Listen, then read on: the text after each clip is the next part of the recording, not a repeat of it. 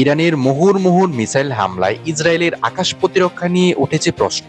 ইসরায়েলের সব থেকে সুরক্ষিত জায়গা হলো নেবেক মরুভূমির পারমাণবিক গবেষণা কেন্দ্র, কিন্তু সবাইকে অবাক করে দিয়ে একটি ইরানি ব্যালিস্টিক মিসাইল সুরক্ষা বলয় ভেদ করে ডিমোনা শহরে আঘাত হানে, যা পারমাণবিক কেন্দ্র থেকে মাত্র 8 মাইল দূরে। ইরানের সেই মিসাইল হামলায় 78 জন আহত হয়েছে। এর কয়েক ঘন্টা পর আরদ শহরে আরেকটি মিসাইল হামলায় আহত হয় 115 জন। ইরান বলছে তাদের নাতানজ পারমাণবিক কেন্দ্রে হামলার পাল্টা জবাব হিসেবে ইসরায়েলের ডিমোনা এই শহরে হামলা চালিয়েছে।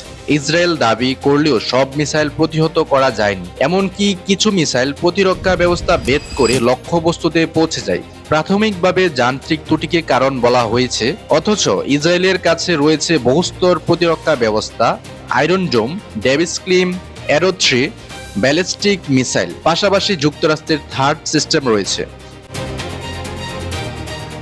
তবুও ইরানের মিসাইল বৃষ্টি ঠেকাতে গিয়ে ব্যয়বহুল ইন্টারসেপ্টর ব্যবহারের চাপ তৈরি হয়েছে। এতে প্রশ্ন উঠেছে, ইসরায়েল কি পর্যাপ্ত মজুত রয়েছে নাকি খরচের কারণে সীমিত ব্যবহার করছে।